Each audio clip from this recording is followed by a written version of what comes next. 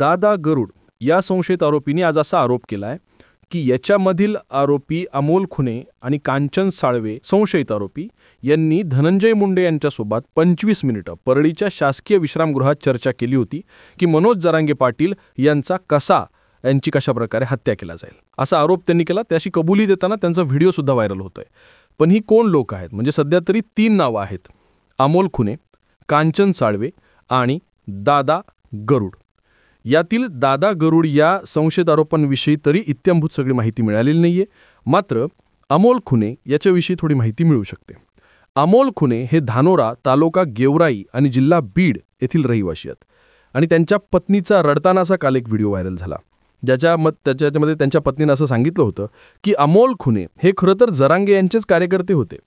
जरांगे मराठा चळवळीत येण्याच्या आधीपासून शिवबा संघटना या संघटनेमार्फत मराठा समाजासाठी काम करत आणि तेव्हापासून खुने आणि मनोज जरांगे पाटील हे सहकारी होते। मनोज जरांगे पाटलांचा फोटो डीपीला, घराला, टीव्हीवर, कपाटावर सगळीकडे जरांगे यांचा फोटो आहे। इतका निष्ठावंत कार्यकर्ता ते मनोज जरांगेचे होते असंही त्यांच्या पत्नी म्हणाल्या। पण त्यांना एक सवय होती खुन्यांना, ती म्हणजे दारू प्यायची आणि दारू पिऊनच स्वतःच्या नवऱ्याला जवळजवळ महिनाभर दारू पाजली, त्याला कुटुंबापासनं तोडलं, जरांग्यांपासनं तोडलं आणि भडकवलं आणि एक प्रकारे ब्रेनवॉश करून ह्या सगळा कट रचण्यात आला। याच्यामध्ये दारूच्या धुंदीत त्यांनी असं काहीतरी केलं असावं असे आरोप, असा संशय त्यांच्या पत्नीने या ठिकाणी उपस्थित केलेला आहे। खुने यांच्या घरात त्यांना एक मुलगा आहे, भाऊ आहे, पत्नी आहे, आई आहेत। वडिलांचं निधन 2007ला झालंय। 3 एकर जमीन आहे, म्हणजे घरातलं जे काही वातावरण आहे ते साधं घर आहे, साधारण परिस्थिती असणारा जरांगेसोबतचा कार्यकर्ता होता।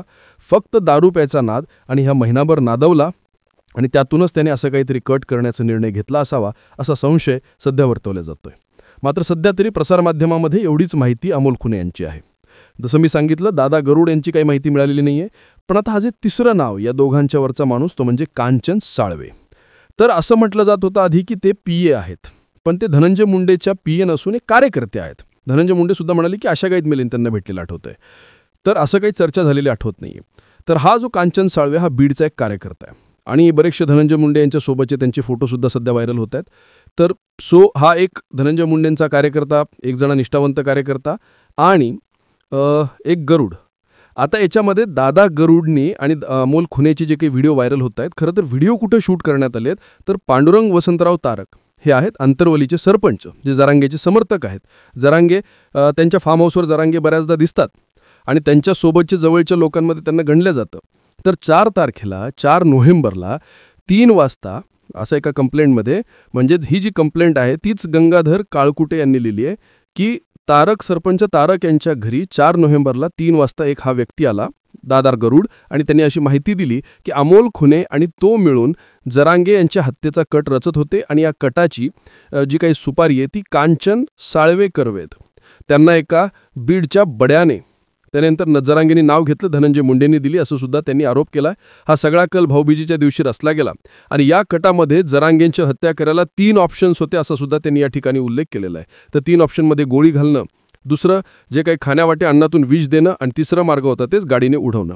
यासाठी दुसऱ्या राज्यातील सुद्धा एका वेगळ्या परमिटची गाडी धनंजय मुंडे त्या ठिकाणी अवेलेबल करून देतील असा सुद्धा आरोप जरांगेंनी ते मी या ठिकाणी केलेला आहे। याच्यामध्ये अजून एक नाव आलं, ते म्हणजे गंगाधर काळकुटे, ज्यांनी कंप्लेंट टाकली होती।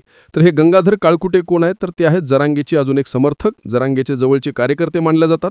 याच वर्षी लोकसभेला बीडमधनं त्यांनी लोकसभेला अर्ज सुद्धा भरला होता अशी माहिती मिळते आणि त्यांनी यानंतर पत्रकार परिषद घेतली 2 दिवसाच्या प्रकरणानंतर। त्यांनी आज सकाळी खरं तर पत्रकार परिषद घेतली 8 तारखेला आणि त्यांनी त्यात सांगितलं की त्यांना धनंजय मुंडेकडनं अर्ज माघार घेण्यासाठी 25 कोटींची ऑफर होती। 25 कोटींची ऑफर होती असं ते बोलले। त्यांनी असा आरोप केला धनंजय मुंडेवर। त्यासोबतच त्यांना विधान परिषद सुद्धा मिळवून देऊ अशा पद्धतीच्या सुद्धा चर्चा चालल्या होत्या असं सुद्धा ते बोलले।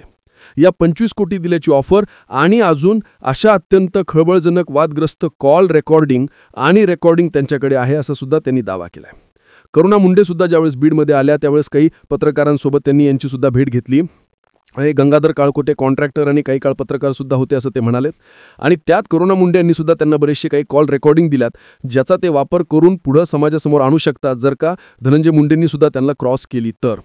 याच्यामध्ये त्यांनी कॉल रेकॉर्डिंग दाखवली ऐकवली नाही. ते बोलले जर धनंजय मुंडेंनी इथून पुढे काही केलं तर मात्र ही कॉल रेकॉर्डिंग ते ऐकवतील. त्यांनी फक्त कॉल रेकॉर्डिंग आज पत्रकार परिषदेमध्ये दाखवलेली आहे. आणि याच्या आधी म्हणजे काल 7 तारखेला धनंजय मुंडे यांच्या पत्रकार परिषदेमध्ये त्यांनी याच गंगाधर काळकुटे यांच्यावर असा आरोप केला होता की ते लोकसभा इलेक्शनच्या वेळेस माझ्याकडे येऊन बसायचे, वाट बघायचे, असा त्यांनी प्रकारचा आरोप केला होता. तर याद्वारून एक असं समजतंय की 4 तारखेपासून कांचन साळवे, अमोल खुने, दादा गरुड ही नावं आपल्या प्रकाशलुतात येत आहेत. त्या नामाची ही आत्तापर्यंतच्या आम्हाला मिळालेली माहिती होती. अजून सुद्धा जरांगे यांच्या हत्येचा कट आणि एकंदरच मराठा ओबीसी राजकारण या सगळ्याच गोष्टीबद्दल आपण जवळून नजर ठेवून आहोत. आणि आमचा कुठलाही अपडेट तुमच्याकडून मिस होऊ नये यासाठी सरकारनं आम्हाला सबस्क्राईब नक्की करा, म्हणजे आमचा प्रत्येक व्हिडिओ तुम्हाला दिसत राहील.